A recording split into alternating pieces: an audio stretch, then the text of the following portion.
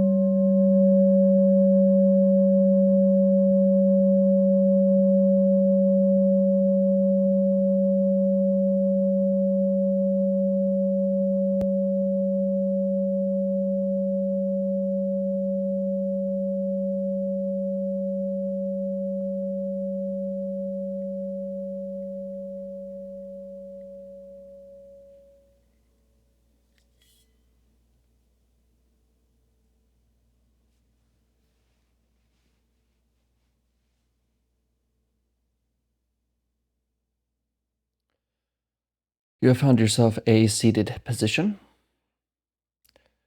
one that is both sturdy and comfortable. You can close your eyes or you can keep them open. But if they are open, your gaze is directed softly and clearly downwards.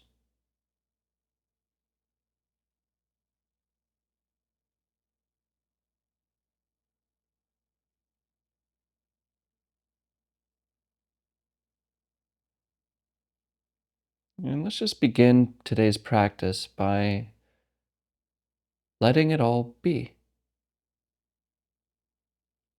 Essentially allowing this moment to be as it already is.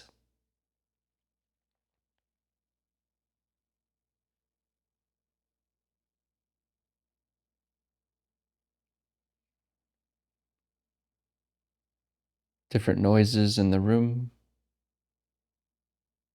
pains or sensations in the body, emotions and thoughts. Instead of reacting to these things, just slowly begin to let them be.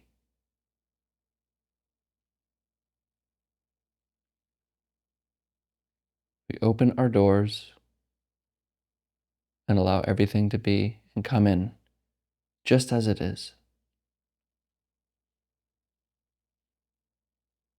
for no reason at all.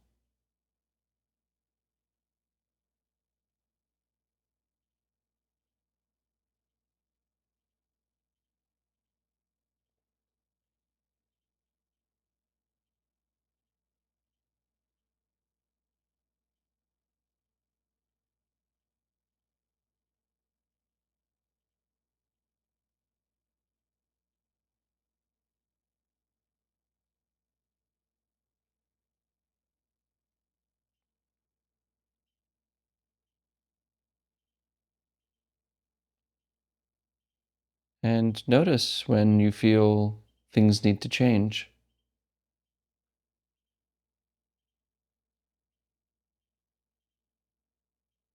Notice how your expectations about practice may not be being met.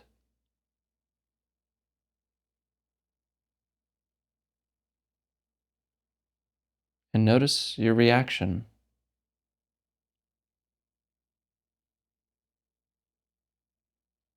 to everything that is happening.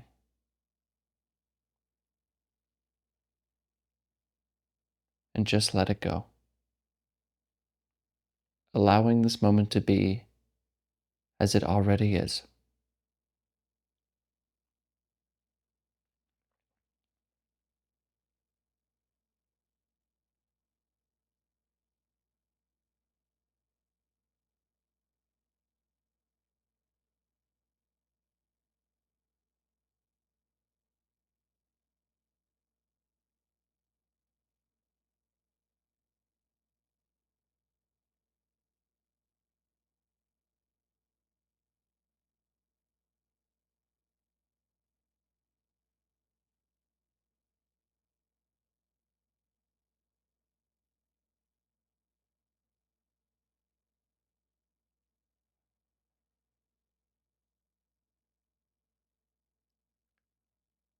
Now, without any kind of forcing or quickness, in a very gentle way, find the breath.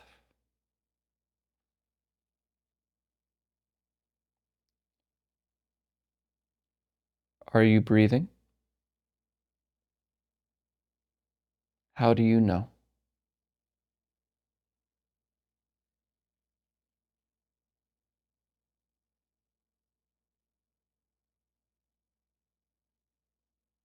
Just notice this breath going in and out.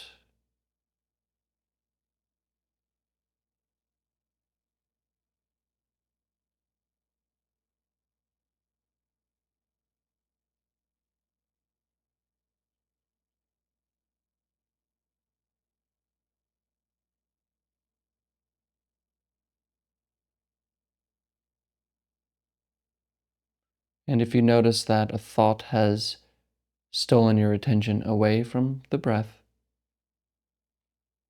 it's okay. That's going to happen. Return to the breath as it gently goes in and out. No forcing, no focusing, just a light awareness of breathing.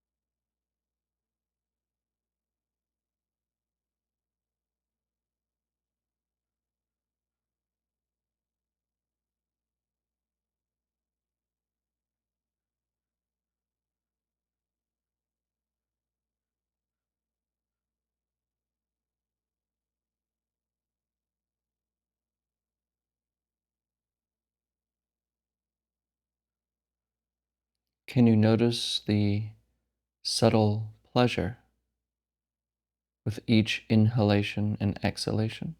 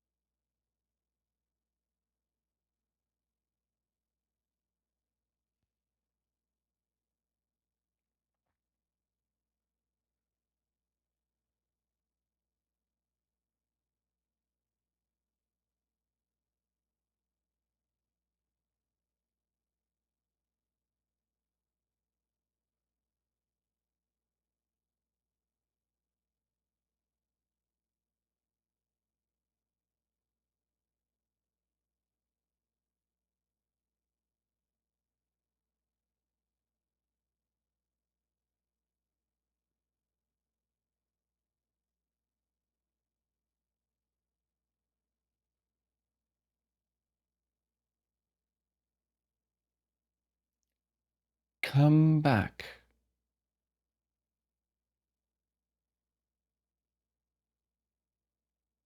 Come back to the breath gently, allowing your thoughts to come and go like sounds outside the window. They are there, but they are no bother.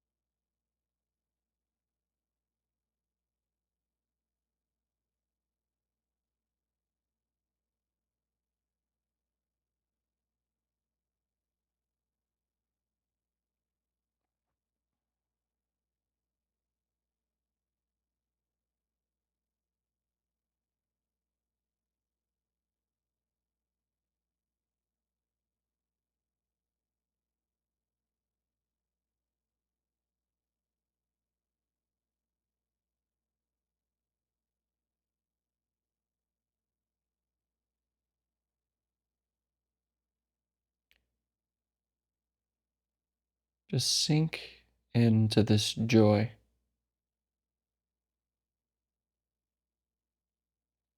of the breath.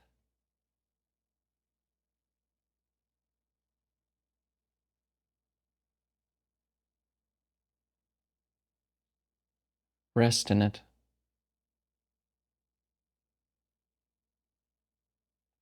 And enjoy.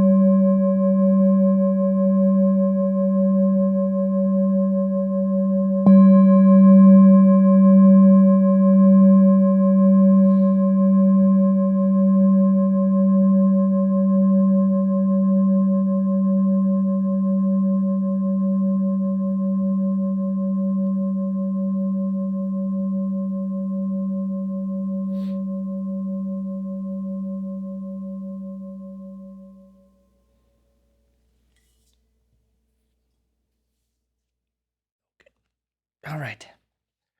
You can look at the screen.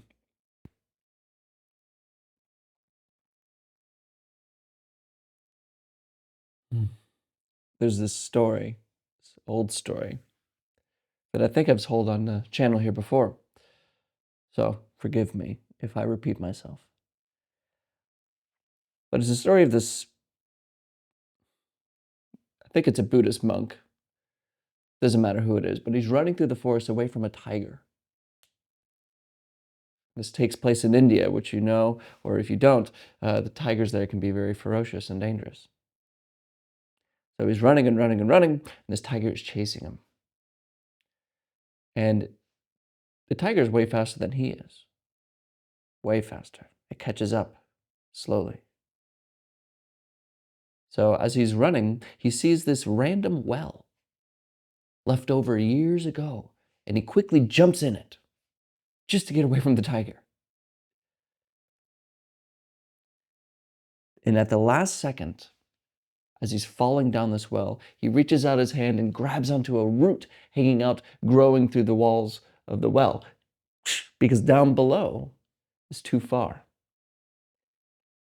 And he looks down as he's holding onto the root, and he sees these black snakes, very, very deadly snakes, just a pit of them below him. And the tiger, of course, notices that he jumps down the well and creeps up to it and looks down and sees him hanging, holding on to the root, and starts trying to claw at him. And he's hanging onto the root, and his claws are just missing him. And the tiger's stretching with all he can to try to get at this poor monk hanging from the root. Now this is going on. The monk is, of course, like, well, if I let go, I die. If I try to go up, I die. And at that moment of realizing that there was nothing he could do, he's in a very horrible situation.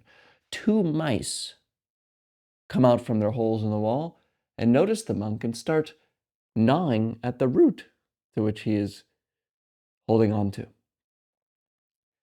Symbolically, it's a black and a white mouse, and chewing away at this root. Horrible situation.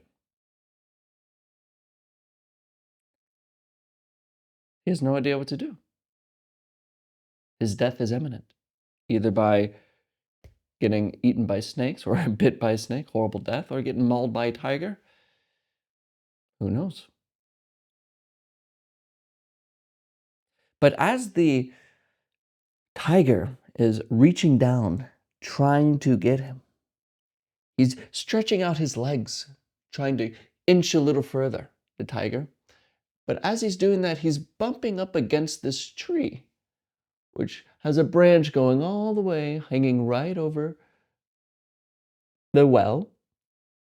And the branch is holding a beehive. And as this tiger is trying to reach and get to the monk, he's bumping up against the tree, shaking the beehive, and honey starts to drip down into the well. And the monk sees this and opens his mouth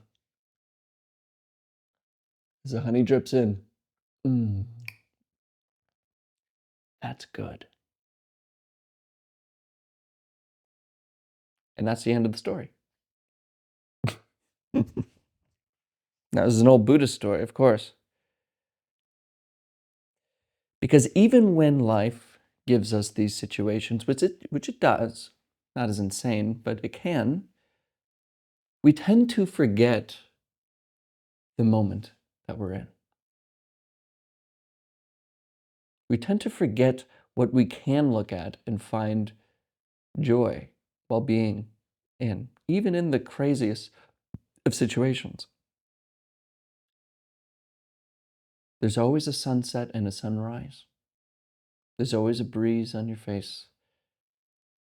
There's always a flower growing out of the cracks of the concrete. It's our perception of life which really determines the quality of it. And when we are complaining about the problems, we don't see the bright joy all around us. So even in the direst of situations, where there's no hope, can you find the honey? Now, I bring up Ajahn Brahm all the time, and he doesn't like to leave the story so negatively. So he says the end of the story, really, what happens is the tiger, he's reaching so far, and as the monk is eating this honey, the tiger slips and falls into the well, right past the monk. He slips right over him, down to the well, kills oh no, nobody dies, but he falls on top of the snakes. The snakes and the tigers are friends, so it's okay. But then the monk safely is able to get out, and each course he gets the honey and brings it back to his friends. But regardless, sometimes life doesn't give us these happy endings. It doesn't give us these happy situations. In fact, if you know that life doesn't work that way, but there's always honey. There's always something, as long as you are open to see it. Thank you for your time today. And as always, without exception, I'll see you tomorrow.